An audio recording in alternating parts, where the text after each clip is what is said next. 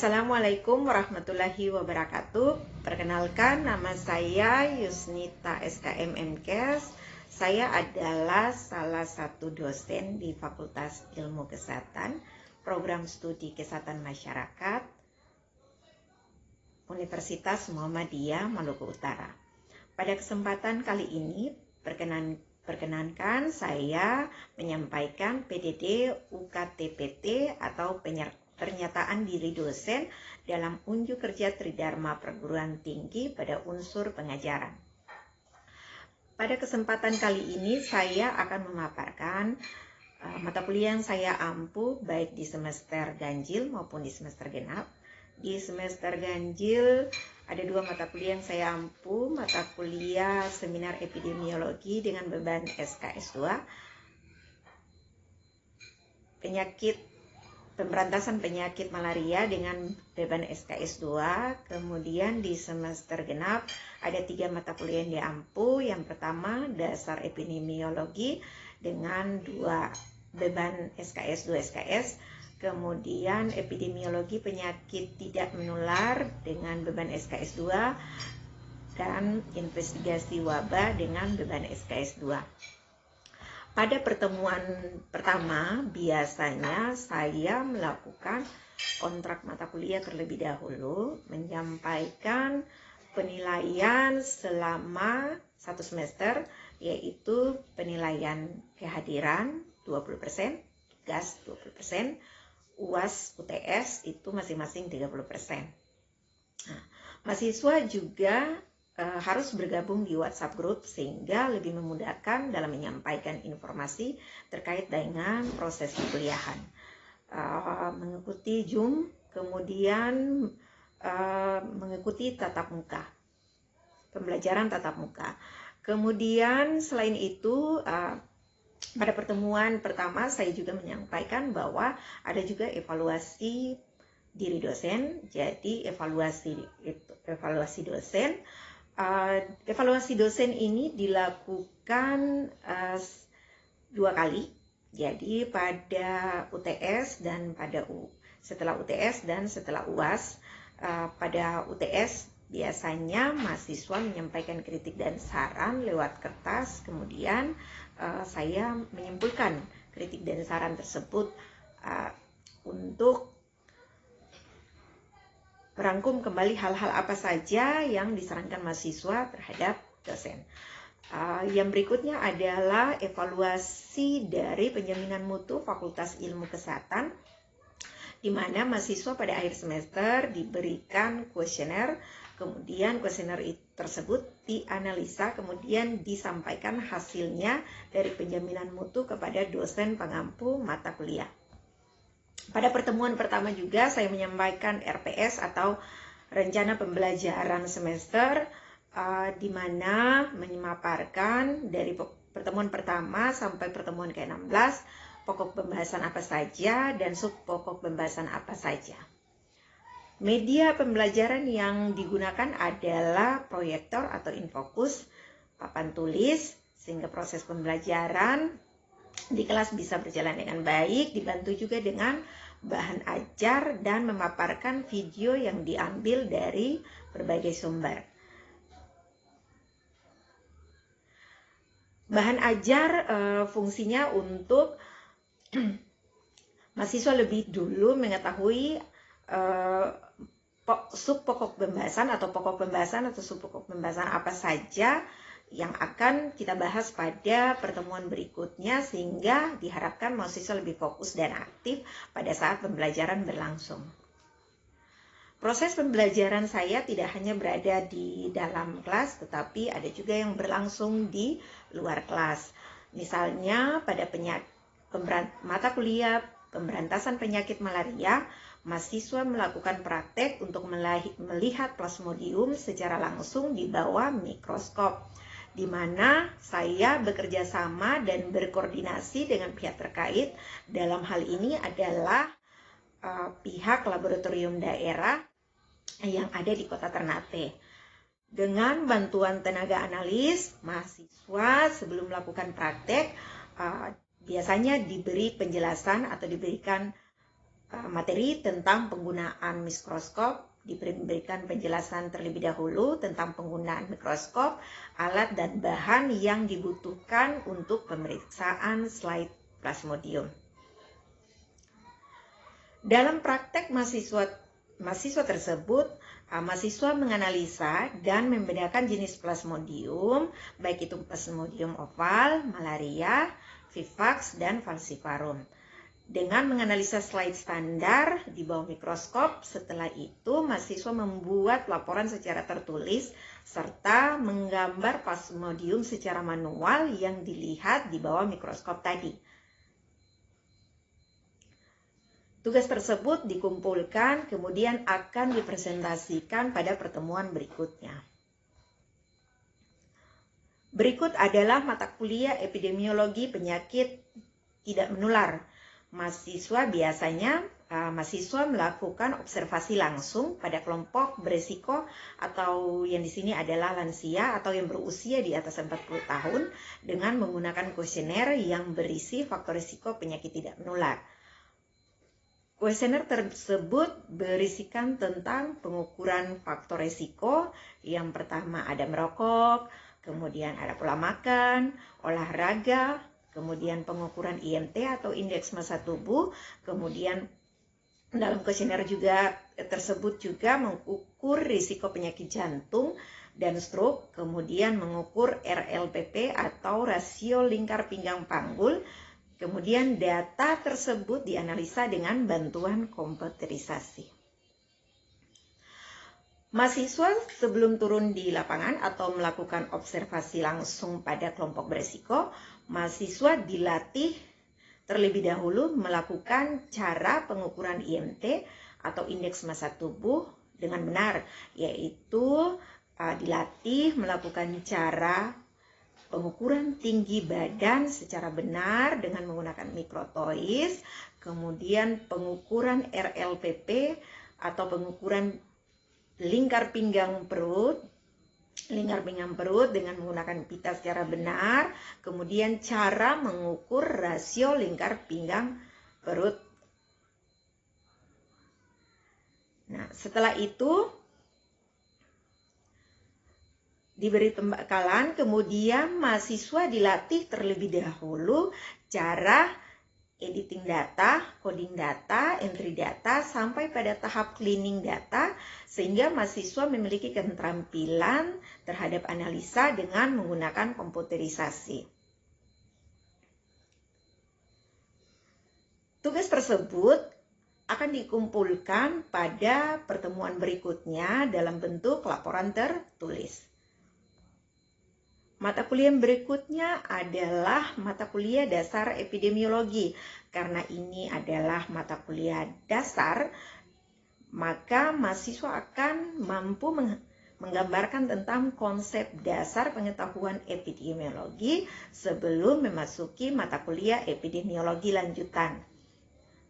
Dasar epidemiologi membahas tentang konsep dasar timbul penyakit, konsep penyakit dan hubungan asosiasi, riwayat alamiah penyakit, pencegahan penyakit, dalam hal ini adalah upaya preventifnya, metode epidemiologi deskriptif, yaitu analisis orang, tempat, waktu, kemudian metode epidemiologi analitik, yaitu penelitian observasional yang terbagi atas 3, yaitu cross-sectional study, case control, dan cohort study, kemudian penelitian eksperimental.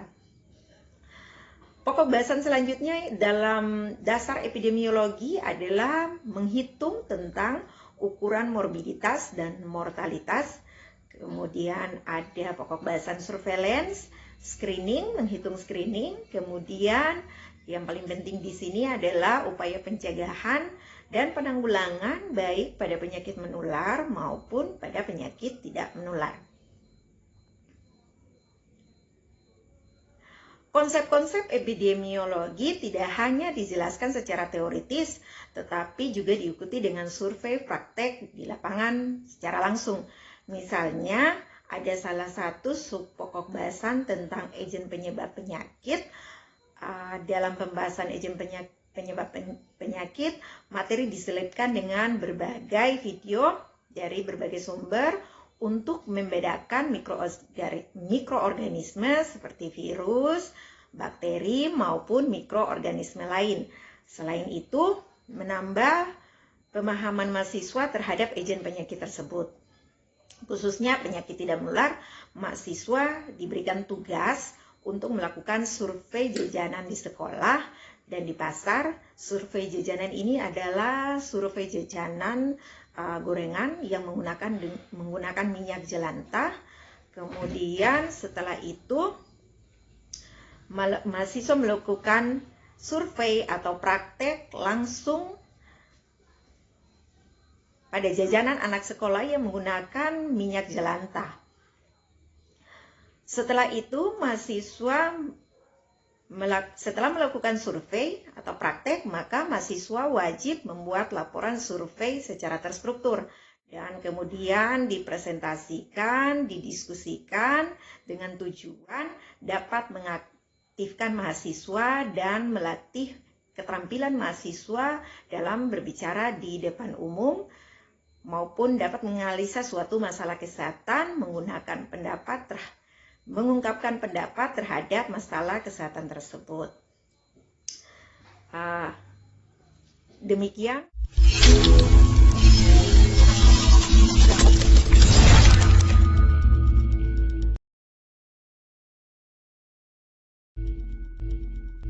Assalamualaikum warahmatullahi wabarakatuh. Waalaikumsalam warahmatullahi wabarakatuh. Semoga semuanya sehat. Alhamdulillah sehat, Bu. Oke. Kita pada kesempatan kali ini kita akan masuk pada pertemuan kedua yang membahas tentang konsep epidemiologi. Yang sebelumnya kita sudah bahas tentang apa? Epidemiologi. Oke. Untuk ketua tingkat, tolong ditulis absen yang hadir pada kesempatan kali ini. Beberapa pembahasan, kemudian ada beberapa tujuan di mana mahasiswa mampu menjelaskan, memahami tentang keterpaparan dan kerentanan. Mahasiswa mampu menjelaskan proses terjadinya penyakit, kemudian mahasiswa mampu menjelaskan konsep segitiga epidemiologi, yaitu yang pertama menjelaskan tentang host, kemudian mengklasifikasi agen itu seperti apa, kemudian menjelaskan tentang environment. Yang pertama ada keterpaparan dan kerentanan. Sebelum kita masuk pada proses terjadinya penyakit, kita harus paham dulu apa yang disebut dengan keterpaparan dan apa yang disebut dengan kerentanan. Nah, yang disebut dengan terpapar adalah suatu keadaan di mana penjamu berada pada pengaruh atau berinteraksi dengan unsur penyebab primer maupun unsur penyebab sekunder. Artinya kita baru terpapar dengan agen penyakit tertentu. Misalnya kita ke rumah sakit, kemudian di rumah sakit itu kita tahu bahwa itu tempat virus, tempat bakteri, kemudian kita memegang alat-alat yang berada di rumah sakit ataukah pegang kursi atau tangga. Nah, itu kita sudah terpapar agen penyebab penyakit tertentu. Tapi apakah kita akan langsung terjadinya proses penyakit di dalam tubuh itu belum tentu. Nah, kemudian kita baru terpapar. Nah, kemudian kita masuk pada tahap kerentanan. Tahap kerentanan ini yang disebut dengan tahap kerentanan, yaitu penjamu dipengaruhi oleh penyebab sehingga memungkinkan timbulnya penyakit. Artinya, yang tadinya dipengaruhi oleh perilaku kita yang tidak bagus, hygiene perorangan kita yang tidak bagus, dari rumah sakit misalnya kayak tadi, tidak cuci tangan, tidak mandi, tidak ganti baju. Nah, ketika kita memegang hidung misalnya tanpa cuci tangan, kemudian agen itu dia masuk ke dalam tubuh. Jadi agen penyakit menular misalnya ada virus, ada bakteri masuk ke dalam tubuh kita. Apakah akan terjadi proses penyakit? Belum tentu, karena akan dihadapkan dengan imunitas kita. Nah, akan dihadapkan dengan imunitas kita atau daya tahan tubuh kita.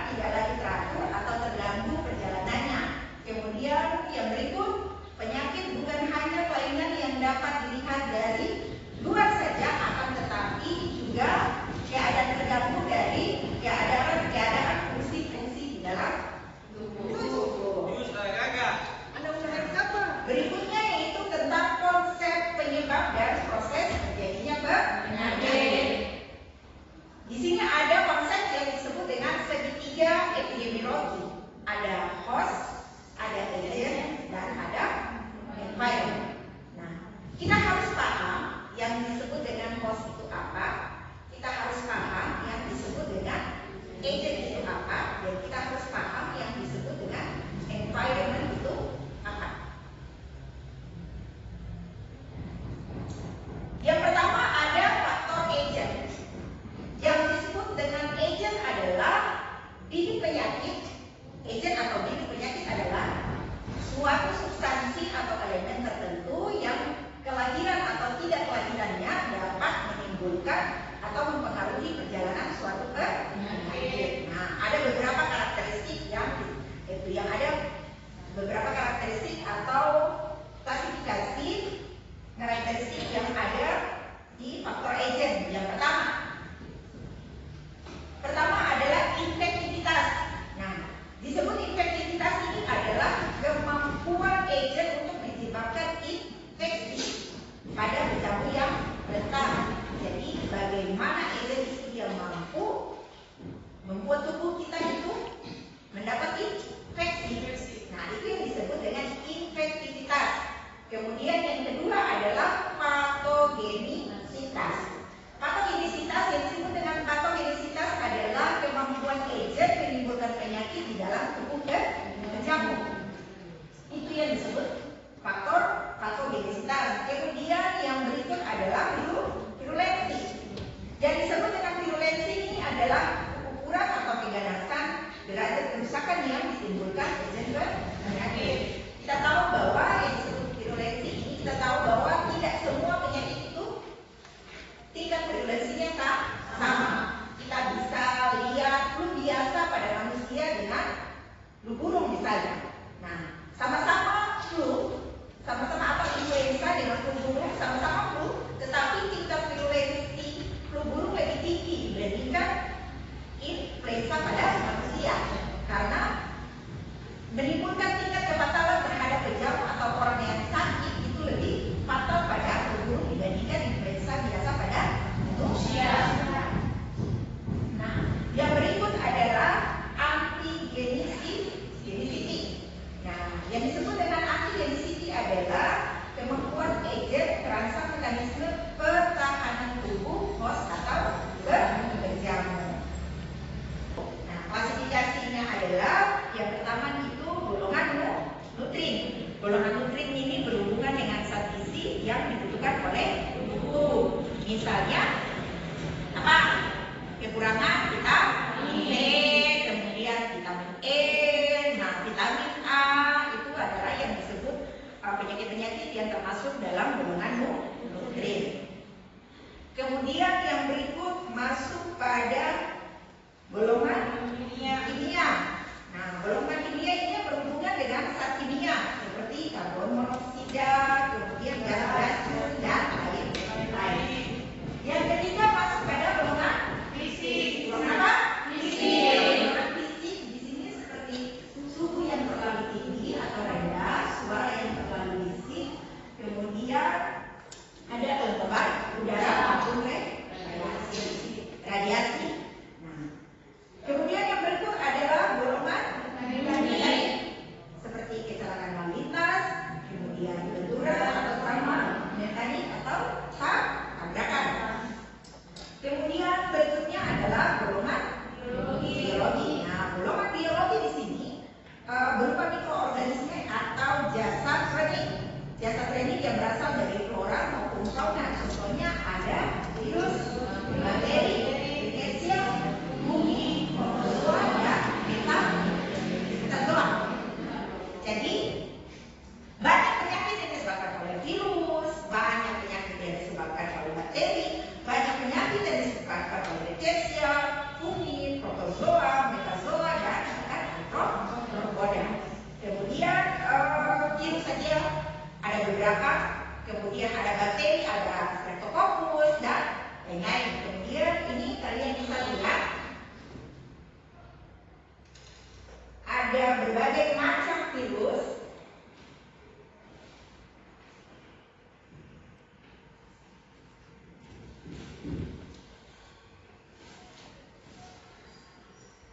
Perbedaan dari masing-masing virus itu sendiri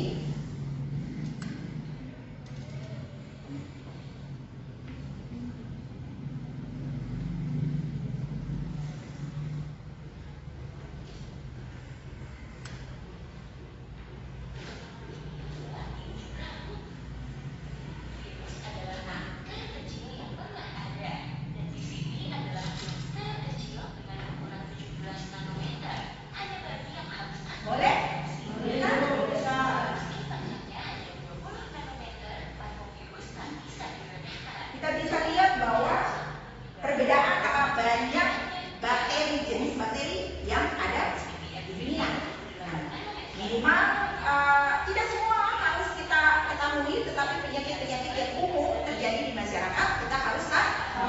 Misalnya penyakit kemarin kita dalam keadaan pandemi itu COVID-19, kemudian varian-varian COVID, kita juga harus tahu varian-varian COVID itu apa saja.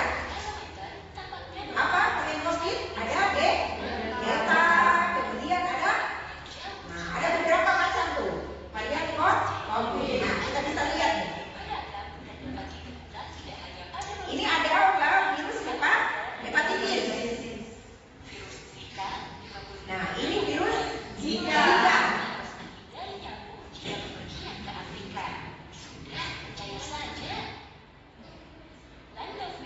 Nah, ini lambda AIDS.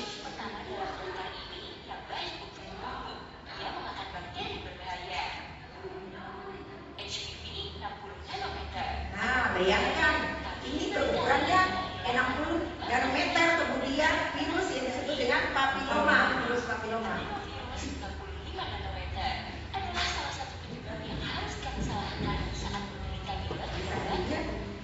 Cantik-cantik, virusnya cantik-cantik, ya kan?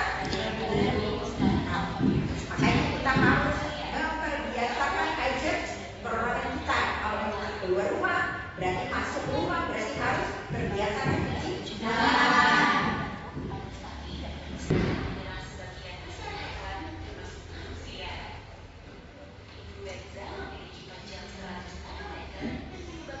Ini virus influenza.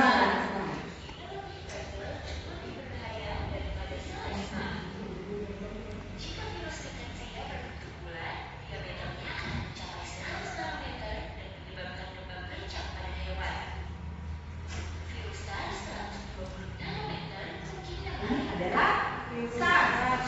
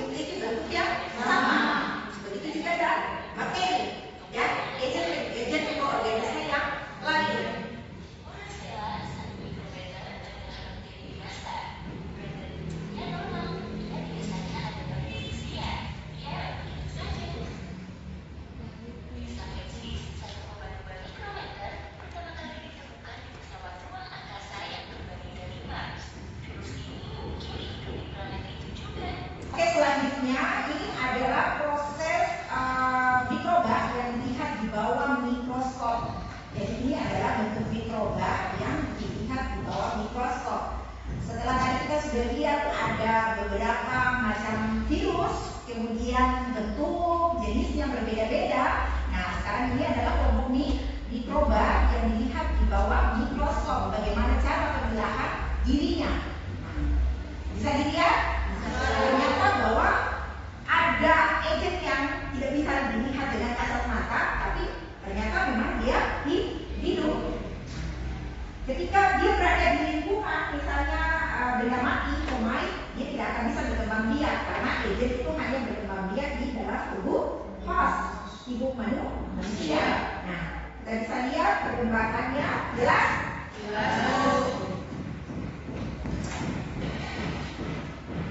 Jadi ini adalah mikroba, jelas kan? Kita lanjut membahas tentang faktor penyebab. Sudah paham tentang faktor agen? Sudah paham? Jadi agen itu ada apa saja? Ada berapa klasifikasi? Apa saja? Apa lagi? Golongan fisik, golongan biologi. Nah, berarti untuk ada permanutri, kimia, fisik, mekanik, dan biologi. Biologi ini berhubungan dengan mikroorganisme. Tadi sudah bisa dilihat ada beberapa macam virus, ada beberapa macam bakteri. Bagaimana itu mikroba? Nah, perkembangbiakan dari virus dan bakteri itu seperti apa? Sudah bisa dilihat tadi kan? Bisa, Bu. Tadi sudah paham tentang agen? Sudah, Bu. Oke. Berikutnya kita membahas tentang faktor host atau penjamu. Nah, host atau penjamu ini disebut dengan makhluk hidup lainnya yang menjadi tempat terjadinya perkembangan alamiah penyakit. Jadi virus, bakteri tadi tidak bisa hidup di lingkungan. Dia harus mencari tubuh host untuk bisa berkembang di dunia. Jadi tubuh host ini siapa? Bisa manusia, bisa hewan, bisa tumbuhan. Nah, ini adalah tubuh host, di mana agen tadi itu bisa berkembang biak menjadi suatu penyakit di dalam tubuh host. Nah, yang berikutnya adalah pengaruh host. Kenapa host ini faktor risikonya itu terhadap beberapa penyakit. Faktor risikonya yaitu ada misalnya penyakit hereditas, kemudian ada usia, ada umur, usia lanjut, risikonya menderita penyakit kardiovaskuler, kemudian ada penyakit jenis kelamin yang berhubungan dengan penyakit tertentu, kemudian keadaan fisiologi tubuh. Sudah tahu host itu apa? Host itu adalah tempat perkembangan penyakit. Nah, kita sudah ada konsep segitiga epidemiologi, ada host, ada agen. Nah, sekarang kita membahas tentang lingkungan. Jadi dalam segitiga epidemiologi, proses terjadi penyakit itu dipengaruhi oleh segitiga epidemiologi, ada host, ada agen, dan ada tempat environment. Kemudian kita sudah tahu host. Di dalam tubuh host itu adalah manusia, hewan, kemudian ada agen ada golongan nutrisi, ada golongan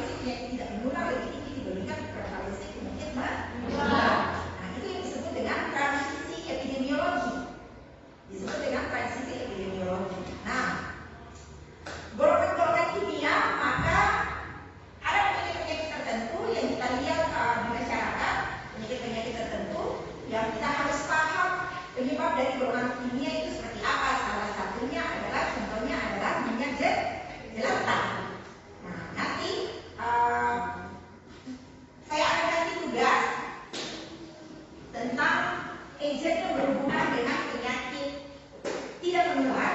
Nanti saya kasih tugas dikumpulkan minggu depan, kemudian nanti buat laporan dalam bentuk struktur penulisan. Nanti saya kasih struktur penulisan laporannya, kemudian dipresentasikan masing-masing. Sampai di sini ada pertanyaan, silakan. Bagaimana? Di sini yang saya tanyakan adalah terkait dengan konsep penyebab suatu penyakit. Jadi terjadinya suatu penyakit ini disebabkan oleh adanya interaksi antara host, agent, dan environment. Jadi yang ingin saya tanyakan di sini ada di poin environment.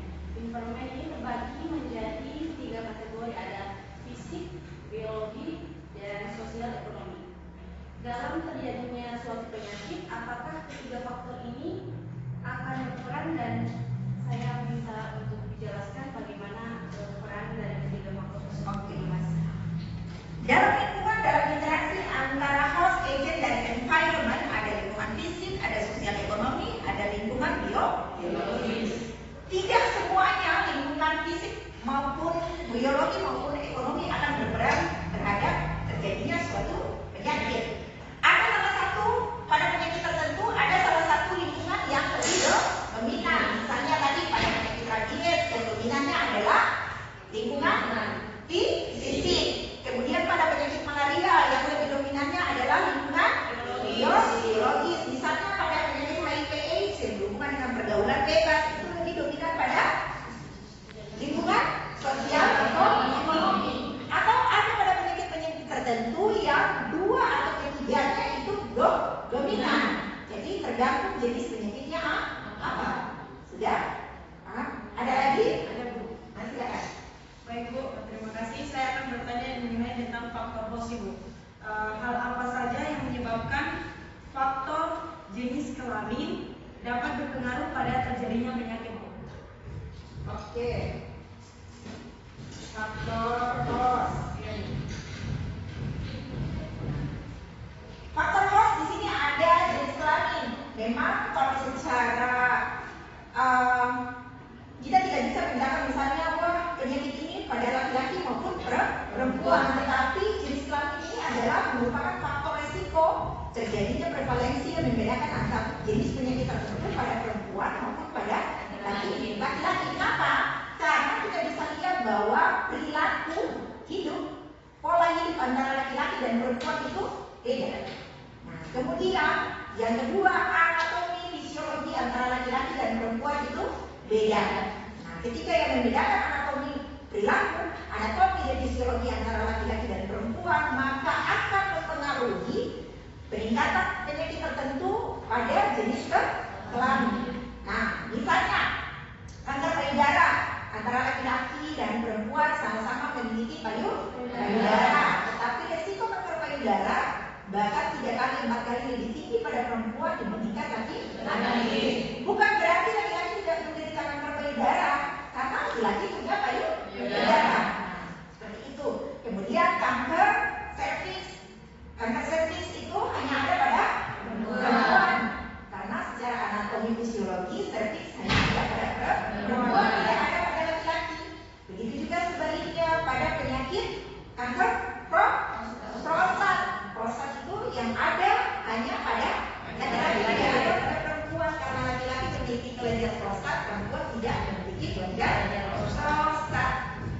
Sudah?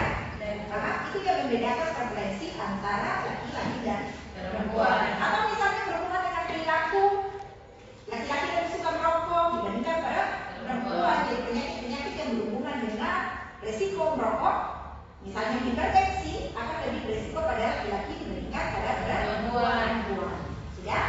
Ada lagi yang lain? Tidak ada? Tidak ada. Berarti saya akan kasih tugas.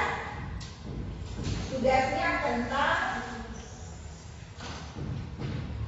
survei minat jelaskan.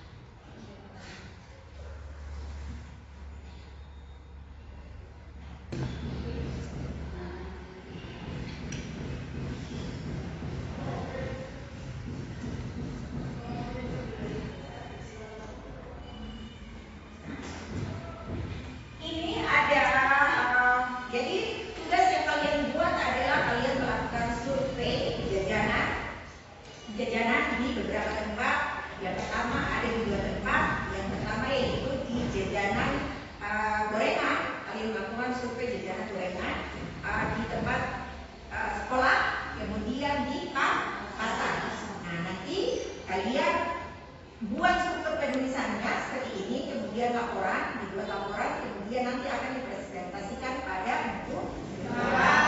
Nanti kita bagi grup, jadi satu kelompok itu terdiri dari dua orang. Jadi nanti atau tingkat tolong dibagi kelompoknya, nanti diinformasikan di grup WA. Jadi kelompoknya masing-masing di grup, dilihat di grup WA. Jadi satu kelompok itu terdiri dari dua orang. Jadi jangan lupa itu untuk dokumentasinya. Jadi wajib dokumentasi. Kemudian dianalisis itu minyak jelantah itu seperti apa? Jajanan anak sehat, jajanan di sekitar sekolah, kemudian jajanan di pasar itu khususnya untuk jajanan yang gorengan yang menggunakan minyak jelantah itu berapa banyak, dan dianalisis tingkat kekeruhan minyaknya. Jadi sudah oke? Paham? Ada yang bertanya tentang tugas? Oke. Berarti tadi kita sudah membahas tentang host, tentang agent, tentang environment. Kita tahu bahwa host itu adalah manusia, kemudian hewan maupun tumbuhan, kemudian agent itu ada beberapa klasifikasi, ada golongan nutri, golongan kimia, golongan fisik, golongan mekanik maupun golongan mikrobiologi. Nah, kemudian kita membahas tentang lingkungan. Nah, untuk itu sampai di sini, minggu depan